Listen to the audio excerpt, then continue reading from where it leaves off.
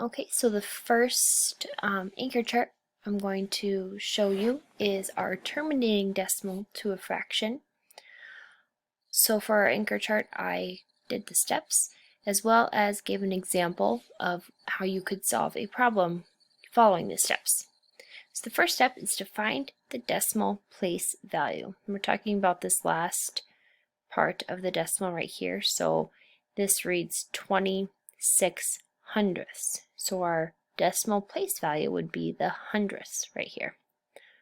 We're going to put that number that is behind the decimal over the place value number. So our number that's behind the decimal is 26. We're going to stick that on top of 100th because this is the hundredths. So we have 26 hundredths. After that, pretty easy. All you have to do is reduce the fraction to the simplest form. So 26 over 100, or 26 hundredths, divided by 2 equals 13 over 50, 13 fiftieths. And that's your answer.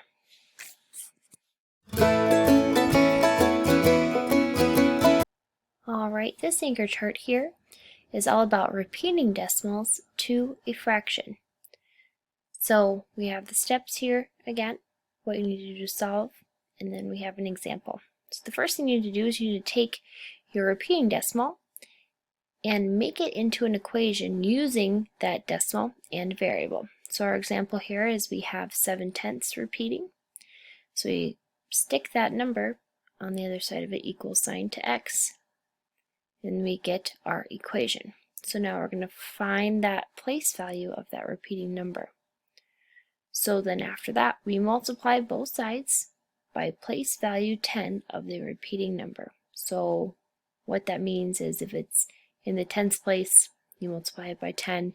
If it's the hundredths place, you multiply it by 100. So right here we have the tenths place, multiply it by 10. Because this number is repeating, it doesn't just become 70. You basically just move this number over into the ones, and you still have a 7 on the other side of the decimal, like here. So once you multiply by the place value of 10, you'll have one of the numbers on the whole side of the decimal and another number on the part side of the decimal. So you have, in this example, we have 10x equals 7.7 repeating. Now you're going to take that original number right here, the 7 repeating, and you're going to subtract it from your equation because you want to get rid of this repeating number. Otherwise, you're just going to have the same thing over and over again. So we take 7 repeating from both sides of the equation because what you do to one side of the equation, you have to do to the other. And we get 10x minus 7 repeating equals 7. So think right here, what is this number equal to? What is 7 repeating equal to? Oh yeah, it's x. I said that right here, x equals 7 repeating. So what we can do is instead of having 7 repeating here, we can just go ahead and make that an x. So we have 10x minus x equals 7. Now all you need to do is solve for the variable. 10x minus x, well, that's pretty easy. That's 9x.